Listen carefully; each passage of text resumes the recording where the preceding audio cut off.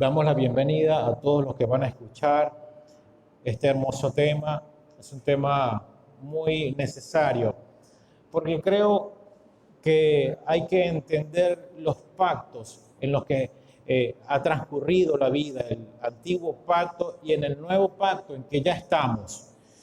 En este pacto en donde ya estamos operando y entendemos que Dios es un Dios de pactos, ¿sí o no? Dios es un Dios de pactos. Y esto lo hemos comprobado a lo largo de toda la Biblia, que es un Dios de pacto. Por eso es necesario poder comprender o hacer algunas diferencias entre el antiguo pacto y el nuevo pacto en donde estamos. Para algunos es un tema desconocido, pero para otros va a ser aclarar o reforzar un poco más. Porque al no entenderse en lo que estamos operando, se puede producir confusiones. Y tenemos que darle un valor al pacto, al nuevo pacto, en donde ya estamos.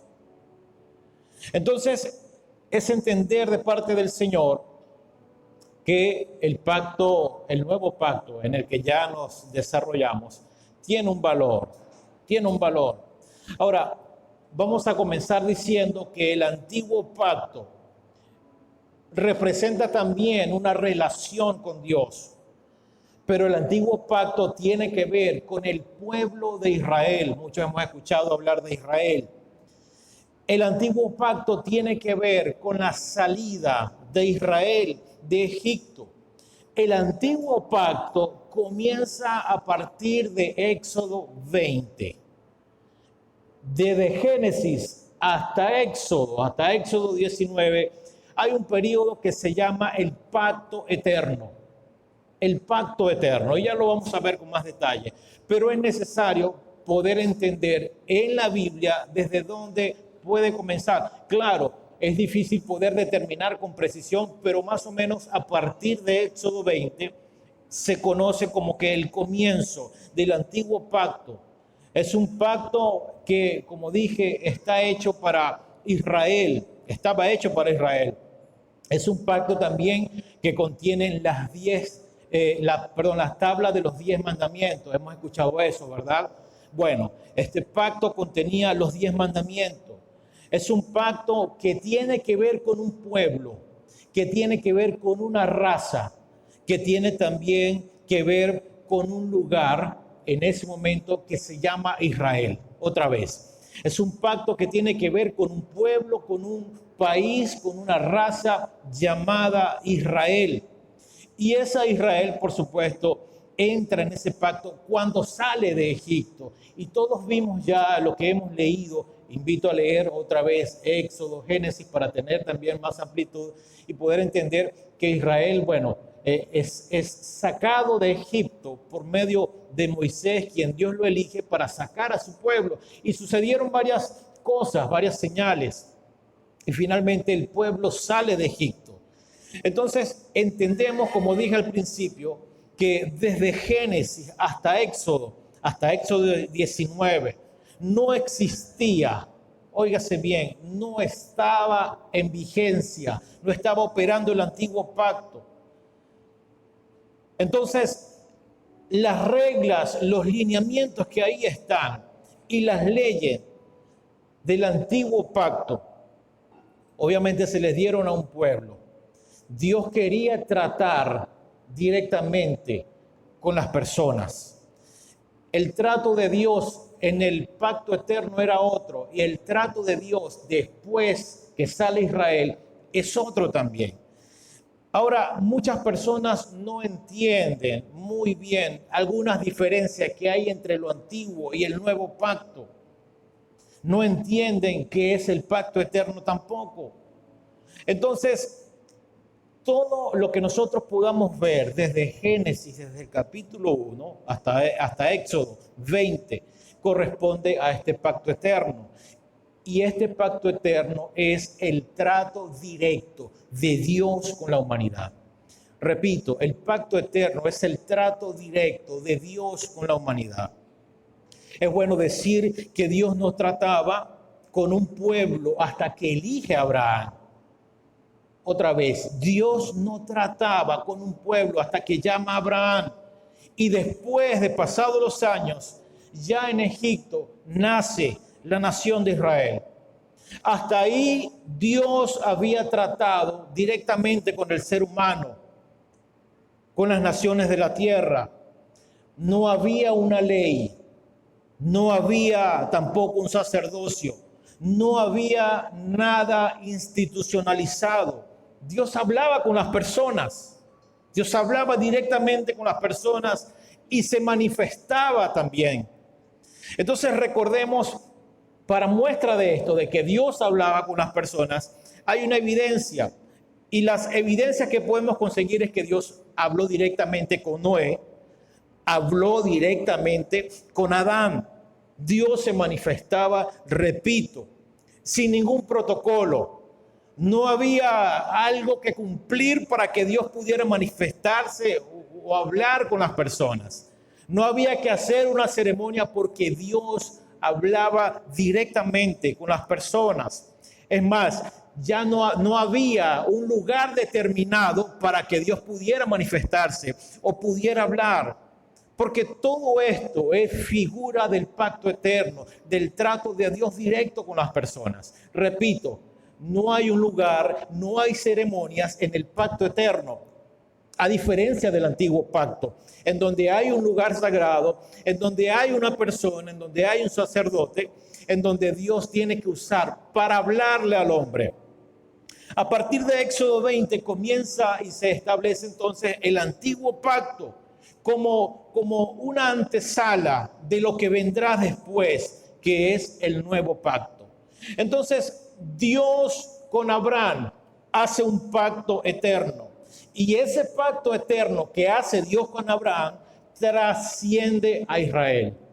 Esto es importante.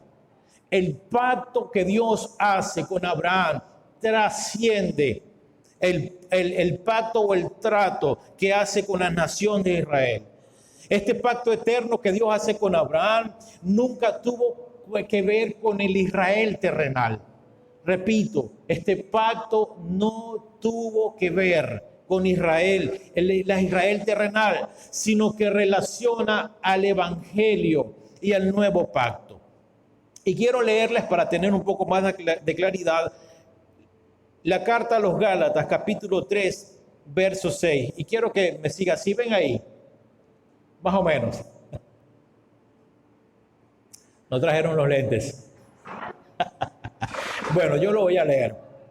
Gálatas, capítulo 3, verso 6. Mire cómo el apóstol Pablo muestra con mucha más claridad. Así fue con Abraham, le creyó a Dios y esto se le tomó en cuenta como justicia. Por tanto, sepan que los descendientes de Abraham son aquellos que viven por la fe. ¿Qué dice? Que los descendientes de Abraham son aquellos que viven por la fe. En efecto, la Escritura, habiendo previsto que Dios justificaría por la fe a las naciones, anunció de antemano el Evangelio a Abraham. Es tremendo esto. Anunció el Evangelio a Abraham. Tiene que ver con el pacto eterno. Por medio de ti serán bendecidas todas las naciones. Ponga cuidado a esto. Por medio de ti, Abraham, serán bendecidas todas las naciones. Él no le está diciendo, por medio de ti será bendita Israel. Por medio de ti serán bendecidas todas las naciones de la tierra. Verso 9. Así que los que viven por la fe son bendecidos juntos con Abraham. Somos bendecidos junto con Abraham todos los que viven por la fe. Es muy importante eso. Todos los que viven por las obras que demanda la ley están bajo maldición. Qué tremendo. Todos los que viven por las obras de la ley, que demanda la ley, están bajo maldición. Porque está escrito, maldito sea quien no practique fielmente todo lo que está escrito en el libro de la ley. Quien no practique todo lo que está escrito. Algunos practican partes, cosas.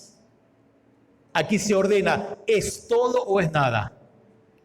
Muy bien, ahora bien, dice el apóstol, es evidente que por la ley nadie es justificado delante de Dios, porque el justo vivirá por la fe. La ley no se basa en la fe, por el contrario, quien practique estas cosas vivirá por ellas. Cristo nos rescató de la maldición de la ley al hacerse maldición por nosotros, pues está escrito, maldito todo el que es colgado de un madero. Cristo llevó esa maldición, porque para el pueblo judío el cuerpo de una persona no podía quedarse allí clavado, colgado.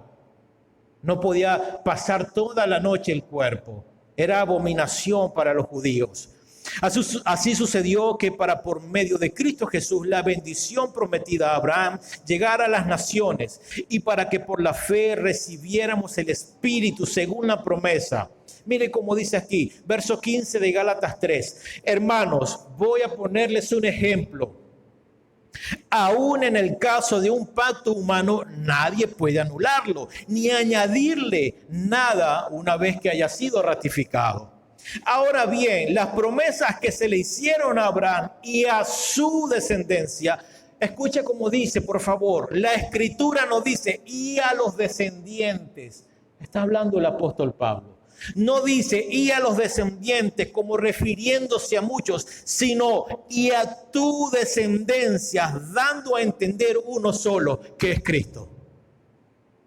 No está hablando de un pueblo, no está hablando de una raza, está hablando de tu descendencia, de tu simiente, está hablando de Cristo. Lo que quiere decir esto es la ley que vino 430 años después. Lo que pasa es que leemos Génesis, caemos a Éxodo y parece que no pasó nada. Fue un momentico. Entre el pacto eterno de Génesis hasta Éxodo, para que venga la ley, pasaron 430 años. Leemos rápidamente, de Génesis a Éxodo, hasta aquí no pasó nada, a lo mejor pasaron 10 o algunas horas. 430 años fue que después del pacto eterno llega la ley. Este es un dato importante. La ley que vino 430 años después no anula el pacto que Dios había ratificado previamente. La ley no anula cuál pacto, el pacto eterno que le hizo a Abraham. La ley no lo puede anular. De haber sido así, quedaría sin efecto la promesa. Si la herencia se basa en la ley, ya no se basa en la promesa, pero Dios se la concedió gratuitamente. Esa palabra conceder es la misma palabra que decir gracia. Se la regaló, se la concedió por gracia, por favor inmerecido. Y esa concesión que hace es permanente. Dios se la concedió gratuitamente a Abraham mediante una promesa. Amados, Génesis 13:14 dice, para entender un poco más, y el Señor dijo a Abraham, después que Lot se había separado de él, alza ahora los ojos y mira desde el lugar donde estás hacia el norte, el sur, el oriente y el occidente, pues toda la tierra que ves te la daré a ti y a tu descendencia para siempre. Esa es la promesa que le hace a Abraham. Y haré tu descendencia como el polvo de la tierra, de manera que si alguien puede contar el polvo de la tierra, también tu descendencia puede contarse. Es una promesa de Dios con Abraham, pero no le está entregando las naciones de la tierra a una raza o a un pueblo, a tu descendencia, a Cristo, que gobernará las naciones. Está hablando de él. Génesis 17:3 dice, entonces Abraham se postró sobre su rostro y Dios habló con él diciendo, en cuanto a mí, he aquí mi pacto es contigo y serás padre de multitudes de naciones y no serás llamado más Abraham, A-B-R-A-M, sino que tu nombre será Abraham, porque Abraham significa te haré padre de multitud de naciones. Es interesante que cuando le habla es Abraham, pero cuando le da la promesa es Abraham, padre de multitud de naciones, es la promesa. Amados, quiero decirte que si nosotros seguimos viendo al Israel, a la nación como tal, a la Israel que existe hoy, a la Israel física, terrenal, si la seguimos viendo como la descendencia de Abraham, hermanos, estamos perdiendo de vista a Cristo. Porque cuando habla de Israel, cuando habla de Abraham, de la simiente y la descendencia, no está diciendo de un pueblo, de una nación, está hablando de Cristo. Pero hoy mucha gente, lo dijimos en estos días, le han dado más importancia a la Israel terrenal que a Cristo. Y Pablo es bien claro en la carta a los Gálatas. La promesa fue ¿a quién? A Abraham y a su simiente, a Abraham y a Cristo. La promesa no fue a Abraham y a Israel, la nación que existe hoy. Hoy, para muchos en este tiempo, se promociona a Israel como ¿qué? Como la tierra santa. ¿Sí o no? Pero es que las naciones de la tierra son santas, porque la promesa fue a Abraham y a Cristo. Es que toda la tierra es de Cristo, es que no hay un lugar que es más santo que otros, es que todas las naciones son de Dios, es santa. Entonces la ley vino 430 años después de que Dios da la promesa a Abraham, y después aparece 430 años después la ley de Moisés, pero no anula el pacto, la promesa que ya Dios había ratificado a Abraham. Dios hizo un pacto con Abraham. Ese pacto se llama un pacto eterno que tenía que ver con Cristo. Cristo está desde el principio de las cosas. Lo que pasa es que no se había manifestado aún, pero Él estaba ya. Hebreos 13:20 dice: el Dios que da la paz levantó de entre los muertos al gran pastor de las ovejas, a nuestro Señor Jesús, por la sangre del pacto eterno. Por la sangre del pacto eterno. El mismo pacto que establece con Abraham. Jesús, hermanos, recordemos que cuando Jesús levanta la copa, la noche que Él va a ser entregado, Él dice unas palabras: esta es la copa del nuevo pacto confirmado con mi sangre. Ahí ya está hablando de la ratificación del pacto, del nuevo pacto que establecerá para nosotros. Esta es la copa del nuevo pacto confirmado en mi sangre. A ese pacto del que está hablando Jesús, el escritor de los Hebreos los llama la sangre del pacto eterno, o lo que es lo mismo, el nuevo pacto. La sangre del pacto eterno o el nuevo pacto. Amados, por años fue una promesa que quedó solamente en espera. Pasaron siglos y quedó una promesa en espera.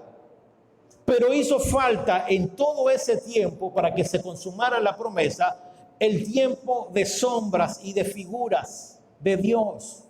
Dijimos en estos días que las sombras y las figuras son las realidades que habían de ser manifestadas. Y esas sombras y las realidades que transcurrieron antes de que se hiciera real la promesa, esa promesa era Cristo. Pero hubo sombras y figuras, estuvo la ley de todo lo que iba a ser manifestado en un futuro. Es decir, Dios estableció con Israel un modelo de lo que iba a ser el evangelio. Y entonces, a través de la ley, nos mostró la necesidad del evangelio. A través de la ley nos mostró la necesidad del pacto eterno, de la manifestación de Cristo. Dice en algunas palabras que la ley fue imperfecta, pero ya se nos había mostrado la necesidad de la perfección de Cristo, del evangelio. Hermanos, quiero decirte en esta mañana que el nuevo pacto es la manifestación del pacto eterno. Vuelvo a recordar desde Génesis, desde el primer capítulo, hasta Éxodo 20, Éxodo 19, corresponde a ese pacto eterno. El pacto, repito, que Dios le hace a Abraham a través de una promesa. Repito otra vez, Dios no está tratando con una nación. Dios está tratando con Abraham. Dios no trata con un pueblo en específico, Él trata con toda la tierra. Repito, no hay una nación santa, un pueblo tangible, real, geográfico. Es que Él trata con todas las naciones. Ya no hay ceremonias para Él tratar. Es algo ahora directo. Es el trato directo de Dios con cada uno de nosotros. Ya no necesitamos un intermediario. Ya no necesitamos de ofrendas. Ya no necesitamos de un altar, de un sacerdote. Es que ahora todos somos sacerdotes. Es que ahora Él trata directamente con nosotros. Dios no va a tratar con usted a través de mí. Usted no puede decir, no, yo voy a esperar a ver qué le dice Dios al pastor de mí y después que Él me diga. No, es que Él trata directamente con cada uno de nosotros. Ese velo se rasgó y ahora es el pacto eterno desde Génesis hasta Éxodo 19 y 20. Eso es lo que es establecido, el trato directo con el Señor, con todos nosotros. Repito, el antiguo pacto comienza a partir de Éxodo 20. Y continúa, no termina hasta Malaquías. Porque algunos pudieran pensar, no, pero es que la ley termina, el antiguo pacto termina hasta Malaquías. Error. Comienza en Génesis, continúa, no termina en Malaquías, sino que termina hasta el final de los evangelios, lo que usted conoce que está escrito en el Nuevo Testamento. Ahora es la muerte de Cristo que da el nuevo comienzo. Es la muerte de Cristo que da comienzo al nuevo pacto. Cuando el velo se rasgó, cuando se partió en dos, fue cuando con la última cena el Señor establece, esta es la copa del nuevo pacto. Así que debo decir, si alguien no lo sabe, que el ministerio de Jesús también fue desarrollado bajo la ley. ¿Qué dijo el pastor?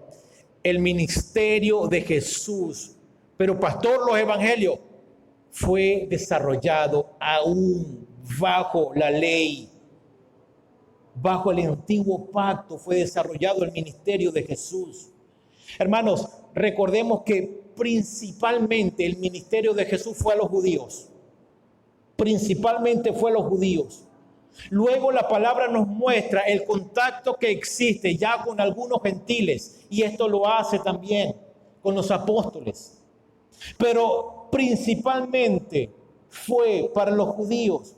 El Señor vino a ministrar específicamente el evangelio primero, eso sí, primero a los judíos.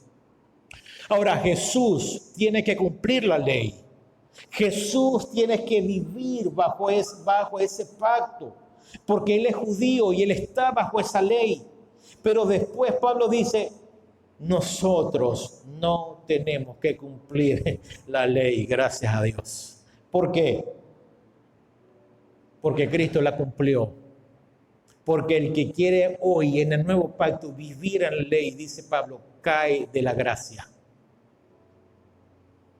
Y es lo que ha pasado mucho en muchos lugares que han abrazado, la ley.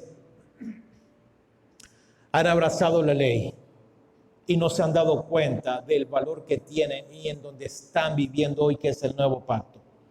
Entendemos entonces que Jesús estaba ya bajo la ley, creció bajo la ley. Cuando Él va con sus padres a los 12 años, los circuncidan y dieron el ceremonial de la ley. Los evangelios son parte del antiguo pacto. Es bueno que lo sepamos o que lo recordemos. Los evangelios son parte del antiguo pacto. Aunque hay enseñanzas que da Jesús que comienza a mostrar luces de una transición que vendrá, del nuevo pacto. Así que a partir del final de los evangelios, a partir de la muerte del Señor, de Jesús, la resurrección y el descenso del Espíritu Santo, ahí comienza el nuevo pacto. Se marca el inicio de un mejor tiempo, se marca una era, se marca una relación directa de Dios con los hombres. Y la palabra muestra que a partir de hechos y de las cartas apostólicas nosotros podemos encontrar estas enseñanzas que establecían la doctrina de la iglesia cristiana, que establecía que ya se había consumado el nuevo pacto, que ya había una transición del antiguo al nuevo pacto. Entonces, entendiendo esto, hay verdades, repito, hay verdades que hoy ya no están vigentes. Quiero que entendamos esto con mucho cuidado. Hay verdades del antiguo pacto que hoy no tienen vigencia, que no son para nosotros. Y esas verdades que fueron del antiguo pacto hoy se han utilizado dentro de la iglesia evangélica institucionalizada para manipular a quien se viene a sentar en una silla, haciéndole creer que eso que ya se cumplió, que quedó atrás, es lo que está vigente, porque hay uno que le conviene enseñar eso, porque genera un beneficio. Eso hay que decirlo. Entendiendo estas verdades, lo que fue en el antiguo pacto, hay cosas que no están vigentes. Por ejemplo, los evangélicos tomamos unas cosas, pero otras no. Entonces, por alguna razón, cuando queremos justificar algunas verdades del nuevo pacto, del antiguo pacto, decimos, no, pero es que eso lo dice la Biblia. Es verdad, está escrito, está ahí. Y para meterle más espiritualidad a la cosa, no, pero es que eso está establecido en la Biblia, porque eso está en el antiguo pacto, en el Antiguo Testamento.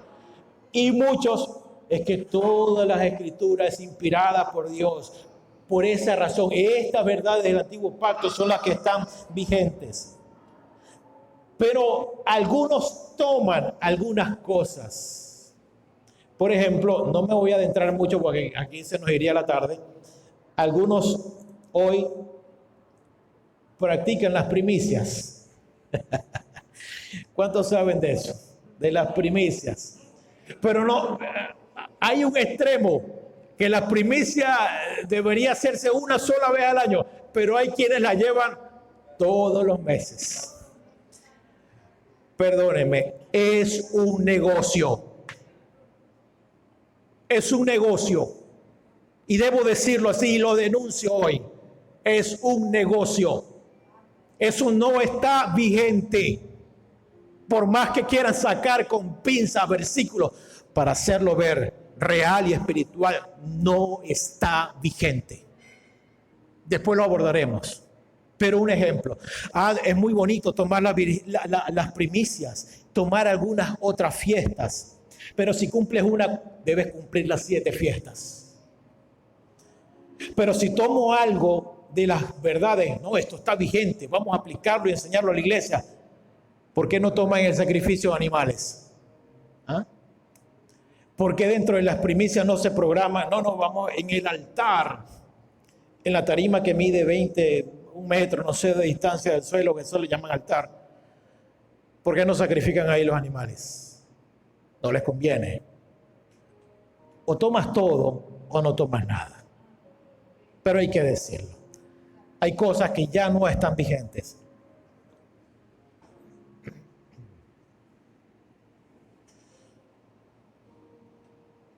Hay verdades que corresponden al viejo pacto, pero hoy entendemos en el nuevo pacto ya no aplica para este tiempo. Quiero recomendarles, hago un paréntesis, leamos todo Hebreos, por favor. Leamos todo Hebreos, es una tarea para la iglesia y para el que nos está oyendo. Hebreos 7:12 dice, porque cuando cambia el sacerdocio, también tiene que cambiarse la ley. Cambió el sacerdocio.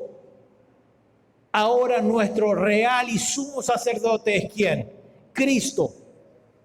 Cuando cambia el sacerdocio, se tiene que cambiar la ley. Ahora, la necesidad de un nuevo sacerdocio, el sacerdocio antiguo era el sacerdocio levítico, pero ese sacerdocio nunca hacía nada perfecto. Por eso fue necesario la muerte de Cristo. Porque la ley y ese sacerdocio era imperfecto. Si pues la perfección fuera por el sacerdocio levítico, porque recibieron la ley, ¿qué necesidad entonces habría de que se levantara otro sacerdote, Cristo, según el orden de Melquisedec, y que no fuese llamado según el orden de Aarón? Todos los sacerdotes tenían que venir de la tribu de Leví, según el orden de Aarón. ¿Qué cosa que Cristo no venía de ahí? Cristo no calificaba, Jesús no calificaba para ese sacerdocio. Es interesante ese dato. Así pues, la perfección fuera por el sacerdocio levítico, esto muestra la necesidad de un orden diferente de sacerdocio. Si la perfección pudiera venir por el orden levítico, no hubiese habido necesidad de otro sacerdocio. Pero Dios describió otro sacerdocio en Salmos 110:4. Si quiere anótelo y lo lee en la casa. Ahí describe la necesidad de otro sacerdocio. El simple hecho de que Dios haya descrito a un sacerdote según el orden de Melquisedec en Salmos 110:4 muestra lo siguiente: que falta en el sacerdocio según el orden de Aarón, que hay algo que falta. Dios nunca establecería un sacerdocio innecesario. Jamás lo haría.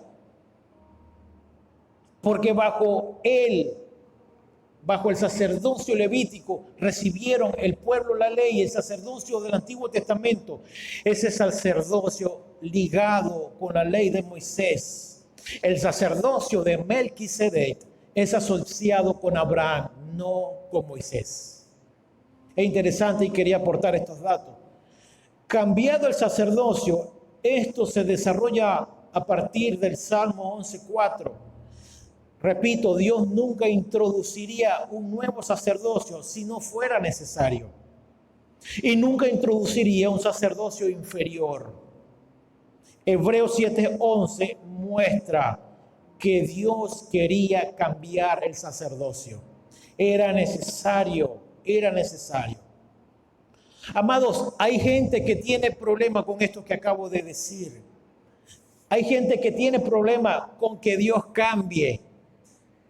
Hay gente que no puede entender esto.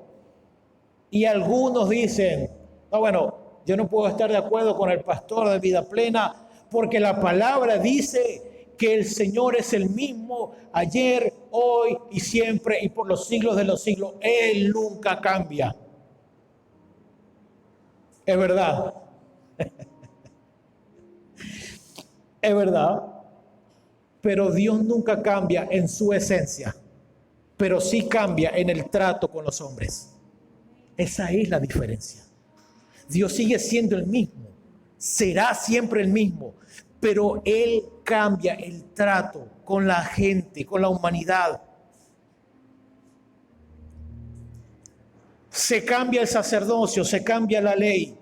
Esto lo dice claramente lo que acabamos de leer en Hebreos. Amados, hay simbolismos, o lo que es lo mismo, expresiones, que tienen que ver con la forma en que Dios se manifestaba en el antiguo pacto con Israel. Pero hoy ya no tiene sentido.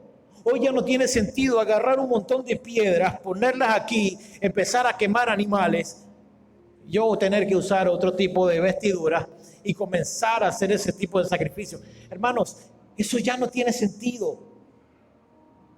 Eso ya no nos deja ninguna verdad. Por ejemplo, a Moisés sí lo mandó a construir un altar de piedra, pero Dios nunca te manda a ti a construir un lugar así. ¿Por qué? Porque son pactos distintos.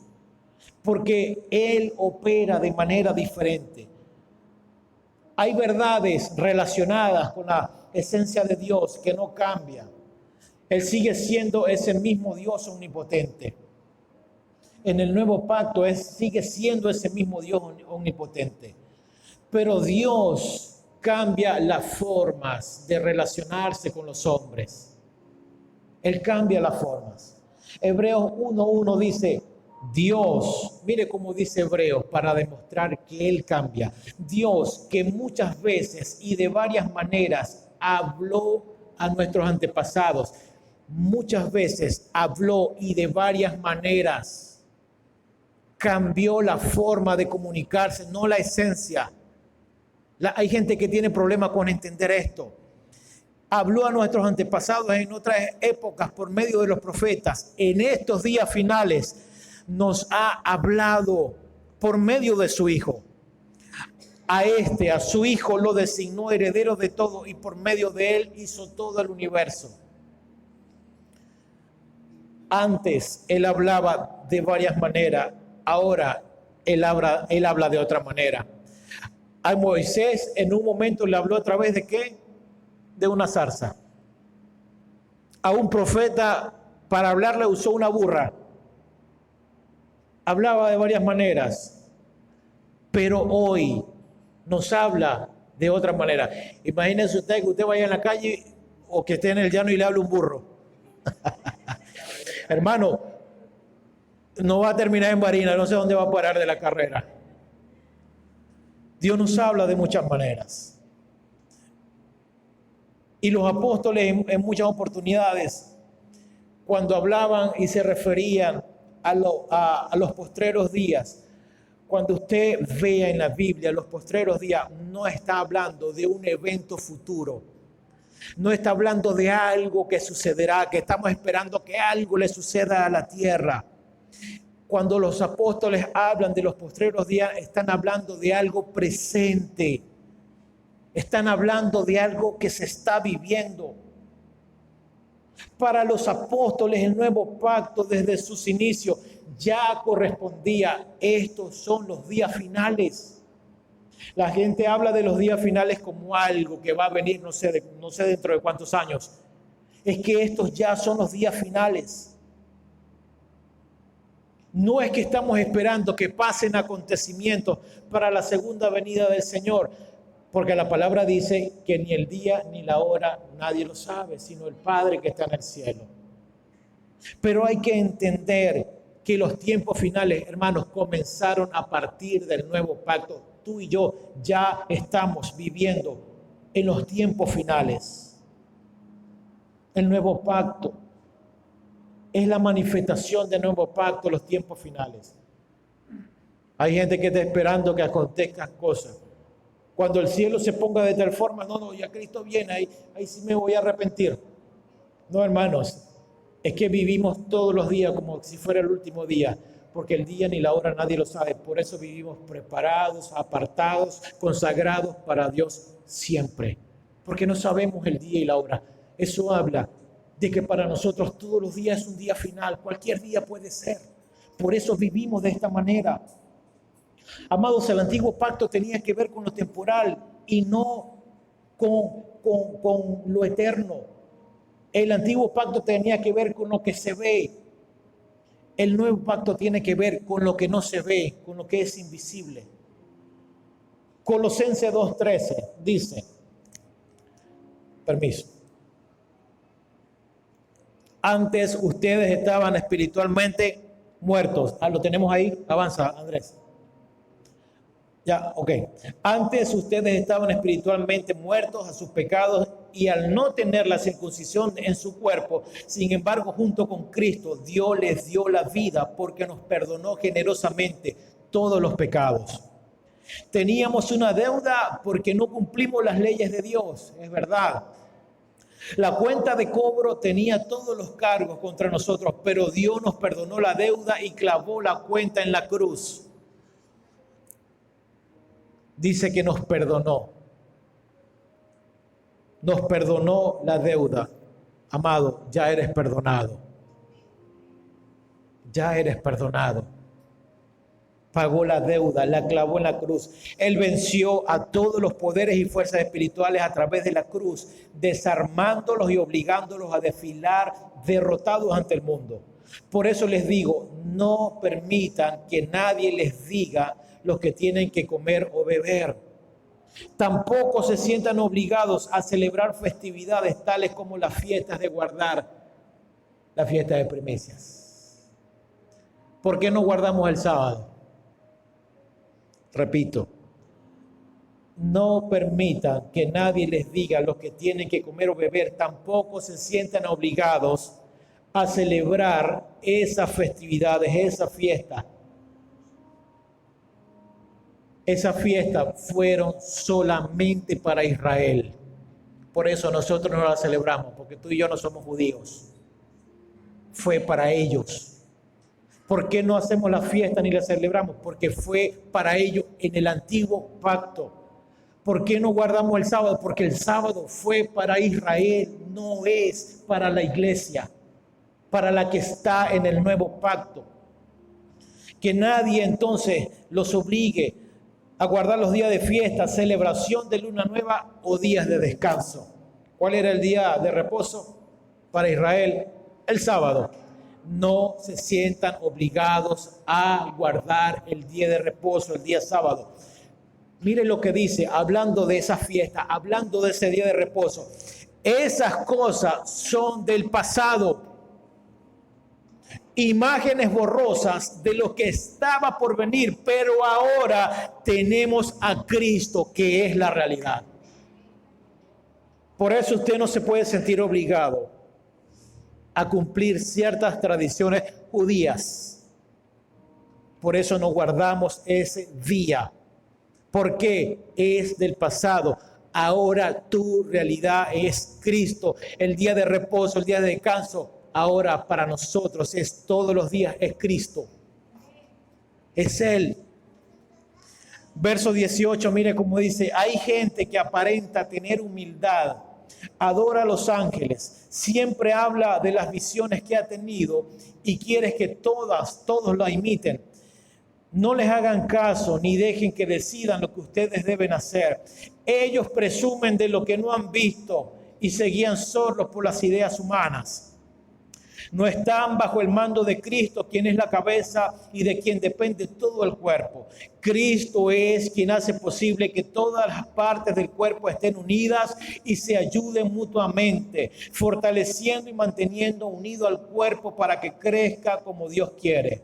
Puesto que ustedes murieron con Cristo y fueron librados de los poderes espirituales del mundo, ¿por qué todavía siguen reglas como no coman esto, no prueben esto otro, no toquen aquellos? Esas reglas hablan de lo que se acaba con el uso y no son mandamientos de Dios. Se dan cuenta que lo que mucha gente quiere practicar ya no es para nosotros, son reglas humanas. Parecen ser sabias porque requieren que la gente practique una intensa devoción, que se niegue a sí misma y que castigue severamente el cuerpo, pero no ayudan a controlar los deseos perversos de nuestra naturaleza carnal. Eso era la ley. Esos tipos pecaban hoy y ellos ya sabían que para el otro año tenían que llevar un animal a ofrecerlo a Dios, lo quemaban, lo sacrificaban y se eran perdonados. Pero el pecado no era quitado de adentro del corazón. No era quitado. Pero Cristo nos perdonó y nos limpió de todo esto. Sigue más adelante en el capítulo 3. Puesto que ustedes, mire cómo dice, fueron resucitados con Cristo de la muerte, busquen las cosas del cielo, donde Cristo está sentado a la derecha de Dios. Concéntrense en las cosas celestiales y no en las terrenales, pues ustedes han muerto a su manera vieja de vivir y ahora la nueva vida que disfrutan con Cristo está guardada en Dios. Amados, hay un cambio de pacto. Pablo dice, no se sientan obligados a practicar estas fiestas. Pablo está hablando inspirado por Dios, por el Espíritu. Nos habla de lo que permanece, de lo temporal, de lo que cambia, de lo que se acaba con el uso del antiguo pacto. Y hoy tenemos que entender estas cosas. Los atributos de Dios, la esencia de Dios permanecen. La manifestación de Dios ya está en nosotros. Dios cambia la forma de relacionarse con cada uno de nosotros. quiero decir algo que yo creo que algunos no saben todavía. En el antiguo pacto, ¿cómo se relacionaba Dios con su pueblo? En el antiguo pacto era Jehová de los ejércitos. ¿Por qué se dice Jehová de los ejércitos? En el antiguo pacto, porque Israel era un pueblo de guerra. Por eso se habla de Dios de los ejércitos. Dios se presentó para ellos como el Dios de los ejércitos. Pero usted en el nuevo pacto nunca ve a nadie, ni a los apóstoles, ni a los discípulos, llamar a Dios Jehová de los ejércitos. No aparece en el nuevo pacto. No está en el nuevo pacto. No estoy diciendo que esté mal, pero no aparece en la gracia, no está registrado. Jesús nunca se refiere a Dios como el Dios de los ejércitos. Se refiere a Dios como ¿quién? Como el Padre, como nuestro Padre. Ya no es Jehová de los ejércitos. Jehová nunca más se usó en el nuevo pacto. Por eso en el pacto en que estamos, la gracia, en el nuevo pacto, en el pacto eterno, testigo de Jehová es absurdo. Porque Jehová no aparece en el nuevo pacto. ¿Testigo de quién? Jehová no está en el nuevo pacto. Quiero que entendamos eso hoy. Aparece en el antiguo pacto. Él así se relacionaba con Israel y con otros nombres. Pero en el nuevo pacto ya no es así. Le voy a decir algo más, porque quiero que salgamos enseñados. La palabra Jehová no existe. ¿Qué dijo el pastor? Repito, ponga atención, por favor. La palabra Jehová no existe. Porque en el idioma judío, por favor, no se quede con esto, investigue. Quiero que salga de aquí a investigar y a corroborar lo que yo estoy diciendo. No es lo que dice el pastor, es que usted va a salir de aquí a revisar. No se conforme con lo que yo le estoy diciendo. Es que lo invito a ver esto. En el idioma judío eran 4 consonantes imposibles de pronunciar. Era YHWH. ¿Quién puede pronunciar eso? Era un sonido. No se podía pronunciar porque el nombre de Dios para el judío era el impronunciable. Así ellos se referían a Dios. El impronunciable. El impronunciable. Por eso algunas traducciones que hoy tenemos le pusieron 1 o 2 vocales, le pusieron una llave y otras traducciones armaron la palabra Jehová. El original de la palabra Jehová es el impronunciable, las letras YHWH. Le doy otro dato, la cultura hebrea incluía las consonantes, pero descartaba las vocales. Por eso el nombre se escribía así. En el Nuevo Testamento no se usa el nombre de Jehová, porque ahora ya Dios no es el innombrable, porque ahora nuestro Dios ya no es el inalcanzable, porque ahora no es el Altísimo que está ya muy lejos de nosotros, ahora es nuestro Padre. Ahora no es inalcanzable, ahora está dentro de cada uno de nosotros. Ahora tenemos acceso directo, no necesitas a nadie para relacionarte con Dios. Es un trato de Dios contigo porque Él vive dentro de ti. Ahora es Abba Padre. Jehová no se usa en el nuevo pacto. ¿Por qué? Porque hubo un cambio de pacto. Porque fue en la ley para Israel. Porque ahora tenemos otro entendimiento. Lo mismo pasa con el Espíritu Santo.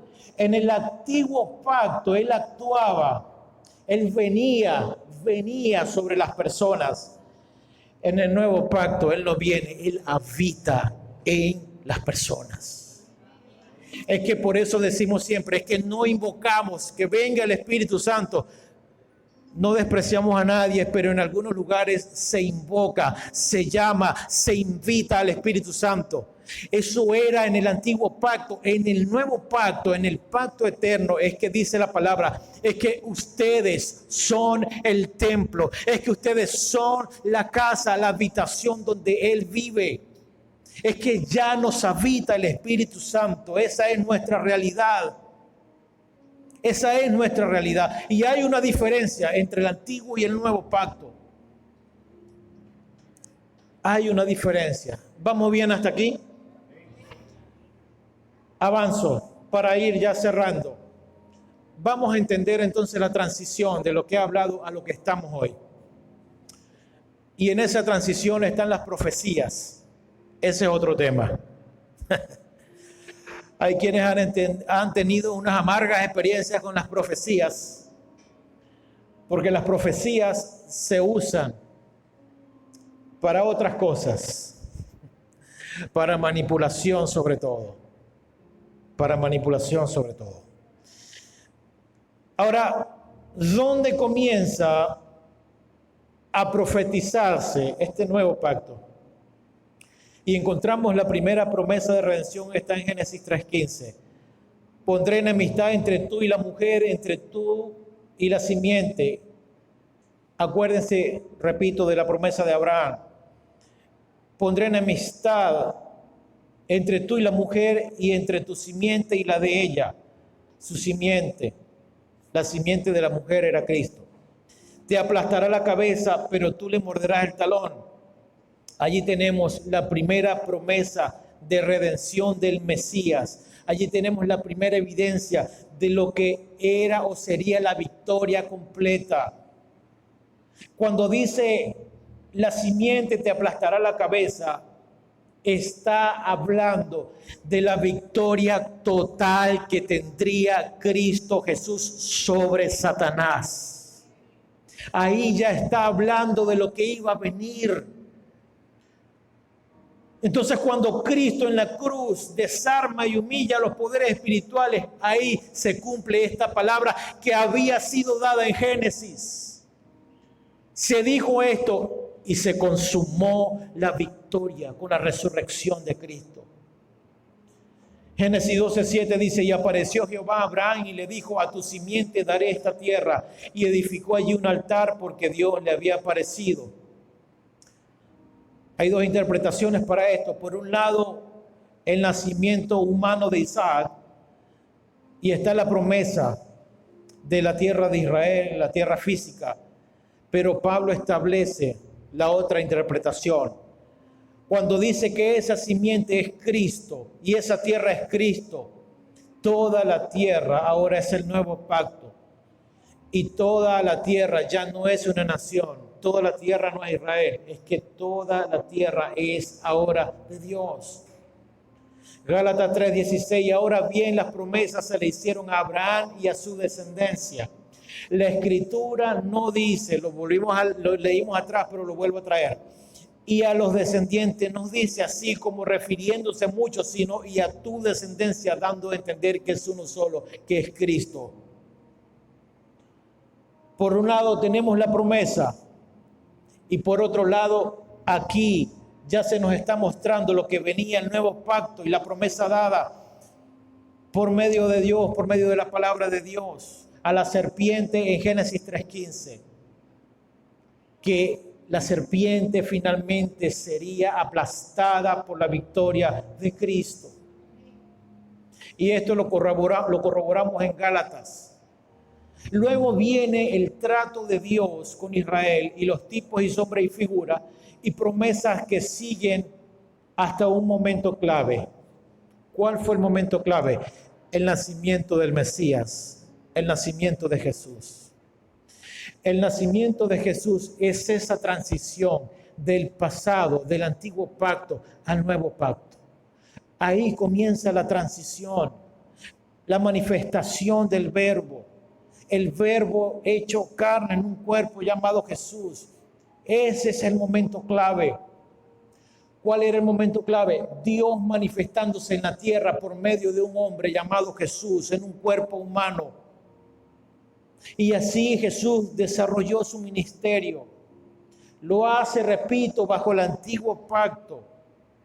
¿Por qué? Para que se diera cumplimiento de la promesa. Recuerden que Jesús dijo, yo no vine a anular, a abolir la ley.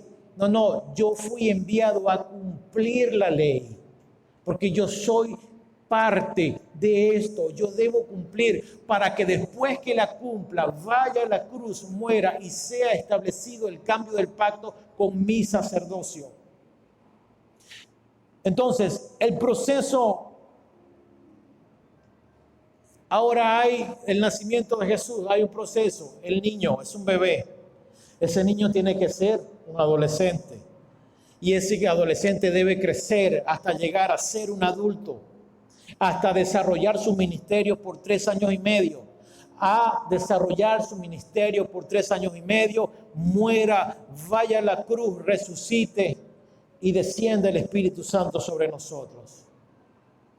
Entonces, para ir ya finalizando, el nacimiento de Jesús es las profecías.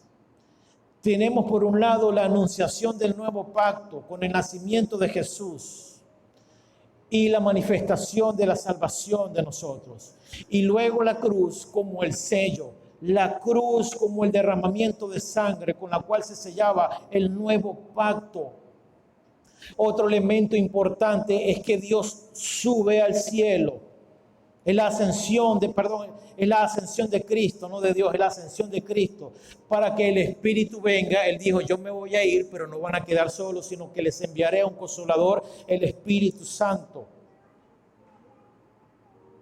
Y ese Espíritu Santo desciende en algo que se conoce en Hechos como el Pentecostés. ¿Qué es el Pentecostés? Bueno, es una fiesta donde recordaban a Moisés cuando subió al monte Sinaí y recibe las tablas de la ley. Pentecostés se trata de una festividad que pone término a este tiempo litúrgico y que configura la culminación solemne de la Pascua. Ahí es el inicio de la Iglesia de Cristo, dirigida por el Espíritu Santo. Estaban todos unánimes en Pentecostés, en lo que estaban celebrando, y de repente se escuchó un estruendo y descendió el Espíritu Santo y los bautizó a todos. Finalmente muere Cristo y, como dice la palabra, el velo es rasgado, se derrama la sangre. Y ahí decimos que comienza el nuevo pacto. Y ahora el Espíritu Santo ya habita en todos los creyentes. Repito, al cambiar el pacto, se cambia el sacerdocio, se cambia la ley. Cristo ya había resucitado, ya había ascendido al cielo, había descendido el Espíritu Santo, pero ahora faltaba que este evangelio sea predicado a los gentiles. Y para que venga el evangelio a los gentiles, donde entramos nosotros, somos los gentiles, los que no somos judíos, es que viene la conversión de Saulo. ¿Se acuerdan de Saulo? Bueno, Dios lo llama, le cambia el nombre, ahora es Pablo. Y es un elemento clave, porque a partir de ahí el evangelio comienza a predicarse. A partir de ahí tenemos todo el Nuevo Testamento, el nuevo pacto. La doctrina del evangelio. Hay toda una transición, amados, aquí. Quiero avanzar. La salvación es por gracia. ¿Cuántos lo creen? Y lo que nos pone a cuenta con Dios fue ya el sacrificio de la cruz. La ley implicaba guardar los mandamientos. Porque siempre la ley empezaba como, dígame Deuteronomio 28. Hermanos, nos predicaron tanto de esos versículos que nos llegamos a convencer que eso era verdad y que era para este tiempo. empezaba y empieza la ley y el antiguo pacto y en Deuteronomio: si guarda todos estos mandamientos, te seguirán estas bendiciones. Y ahí comienzan a enumerar todas las bendiciones. Hermano, no necesitamos que las bendiciones nos sigan, es que las bendiciones ya son dadas, es Cristo en nosotros. Tú no necesitas que nadie te bendiga. Es que dice la palabra que fuimos bendecidos con toda bendición espiritual en Cristo. Y quien tiene a Cristo tiene toda la bendición. Pero hoy se nos predica que para que recibas bendición tienes que hacer tal cosa. Ah, ¿tú quieres bendición? Bueno, dame $30. ¿Tú quieres bendición? Tienes que traerme tal cosa. ¿Tú quieres bendición? Dame el carro. ¿Ah? Haga un pacto. ¿Tú quieres bendición? Dame ese anillo de oro. No, amados. No necesitamos eso porque todo se nos concedió en Cristo. La ley comenzaba así, en que alguien tenía que hacer algo para recibir. Ahora Cristo vivió, cumplió y nos dio todos. Estamos en la gracia, estamos en este nuevo pacto. Efesios 13 dice, Efesios, que ya fuimos bendecidos con toda bendición en Cristo. ¿Por qué? Porque cambiaron los pactos. Cambió la forma de Dios operar en la gente. El antiguo pacto se desarrollaba con ceremonias. El antiguo pacto tenía lugares sagrados. Tenía rituales, tenía que ver con la preparación del incienso, tenía que ver con la unción. El antiguo pacto operaba desde afuera hacia adentro. El nuevo pacto opera desde adentro hacia afuera. Es que tenemos una nueva vida. Es que ya no hay lugares sagrados. Es que esto aquí, en este auditorio donde estamos, no es sagrado. Es que los instrumentos no son sagrados. Es que esto o la silla o aquí, no es el lugar sagrado. No, amados. Ya no hay lugares sagrados. Ahora los sagrados somos tú y yo para Dios. Dios venía a lugares, un lugar era sagrado, un altar, un sitio en específico, eso era sagrado. Ahora la propuesta se elevó a una responsabilidad mayor. Ya no es así. Ahora tú y yo somos ese lugar sagrado. Por eso digo que esto opera desde adentro hacia afuera. No es al contrario. Gran parte, lamentablemente, de la iglesia institucionalizada, la iglesia evangélica, está ocupada y preocupada para que la gente haga cambios externos. Yo no sé, yo creo que les conté, pero le voy a decir porque está está María y está Francisco. Que ellos no han escuchado esto, ustedes sí, pero yo lo voy a decir porque ellos son nuevos. Hay una iglesia de un hermano por allá, de un pastor, que apenas cuando usted pone el pie, lo único que ve grandote son todos los requisitos para que usted pueda formar parte de ahí. Y uno de esos requisitos es que la mujer no se puede pintar, tiene que usar una falda hasta el tobillo, los hombres tienen que usar la camisa hasta... Yo estoy en pecado, así como estoy. No pueden usar gorra. No pueden usar zapatos deportivos. Un montón de requisitos que tiene que ver con un maquillaje, con una fachada por fuera. Dios no está interesado en producir cambios externos. Dios está interesado que nuestro corazón sea cambiado.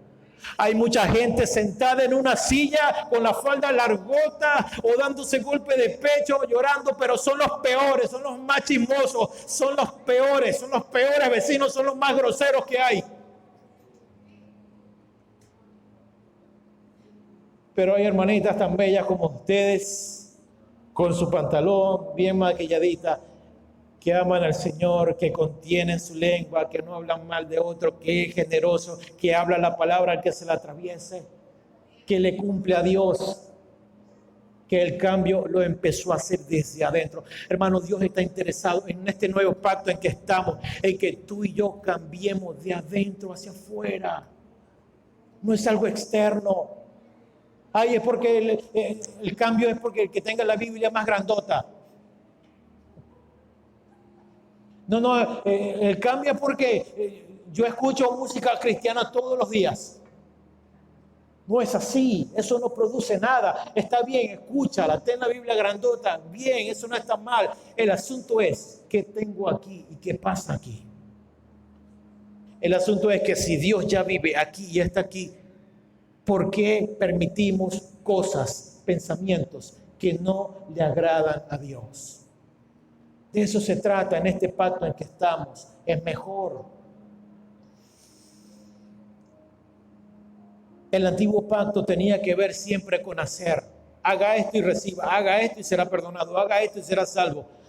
El nuevo pacto tiene que ver, es que ahora ya somos nueva criatura. Es que ahora somos nuevos.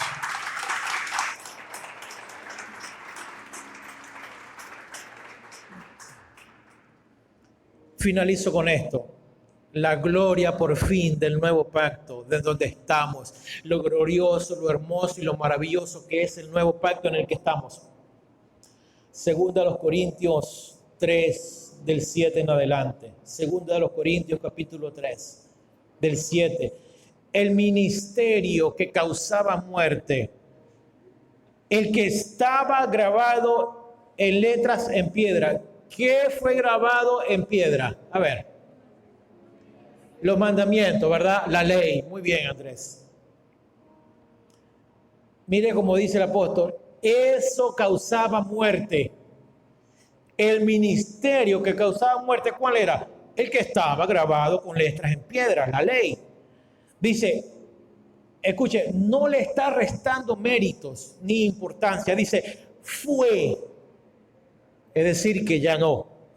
Fue tan glorioso que los israelitas no podían mirar la cara de Moisés debido a la gloria que se reflejaba en su rostro, la cual ya se estaba extinguiendo.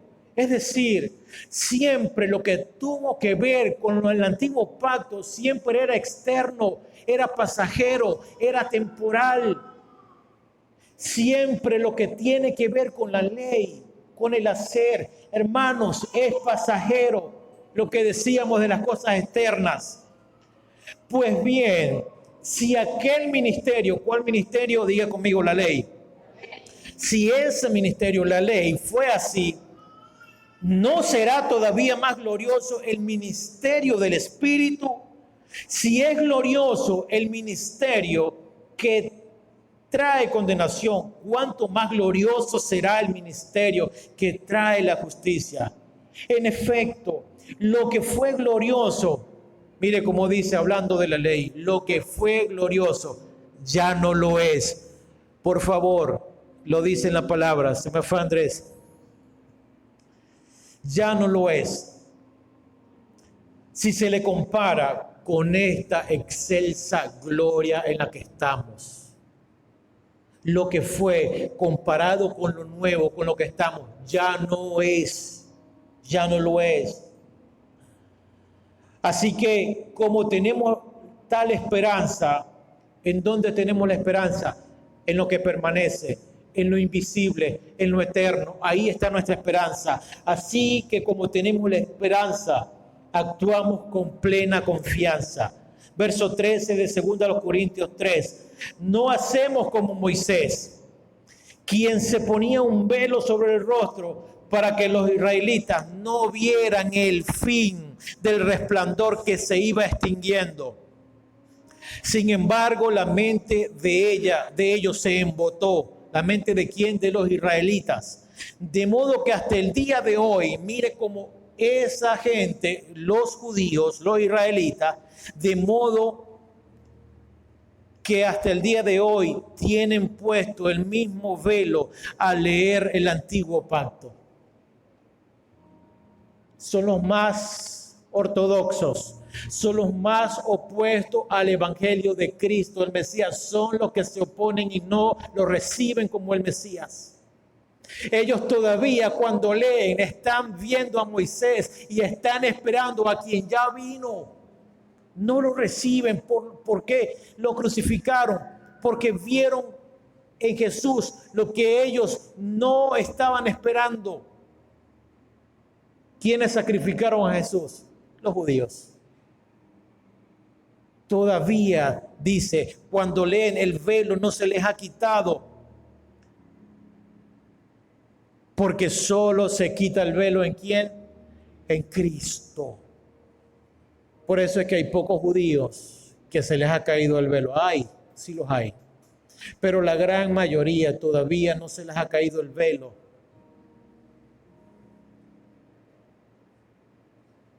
¿Por qué se cae el velo? ¿Por una doctrina? No. ¿Por qué se cae el velo? ¿Por el pastor? Tampoco. No, el velo se cae cuando tenemos de cobertura a un apóstol. Menos. No, el velo se va a caer porque hay un profeta y un maestro y un evangelista. No, no es por eso. Es por Cristo. Es por Cristo que se caen esos velos. No es por un hombre, no es por una organización, no es por una congregación, es por Cristo. Hasta el día de hoy, siempre que leen a Moisés, un velo les cubre el corazón. ¡Wow! Con razón. Un velo, cuando habla del corazón, está hablando de lo que tienen en su interior. Pero cada vez que alguien se vuelve al Señor, el velo le es quitado. Aleluya. Cada vez que alguien se vuelve a Cristo y lo reconoce a Él como el sumo sacerdote, como su Señor, el velo le es quitado. Ahora bien, el Señor es el Espíritu, y donde está el Espíritu del Señor, allí hay libertad. Por eso tenemos libertad en Cristo. Por eso sentimos ya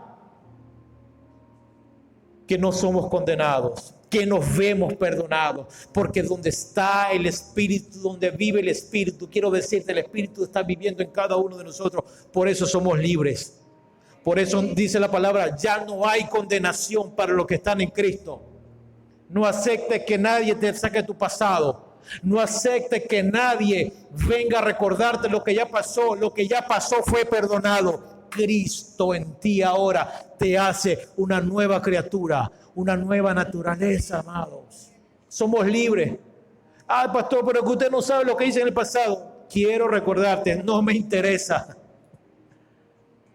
Porque estoy viendo a los que están aquí, a transformados, a amados, a perdonados, a gente que ahora vale demasiado para Dios. Donde está el Espíritu de Dios, allí hay libertad. ¿Libertad para qué? Para que se caigan los velos. Libertad para ver que estoy en el nuevo pacto, para servir al Señor, para valorar mi posición, para valorar a Cristo, para valorar el Espíritu. En mí hay libertad para eso.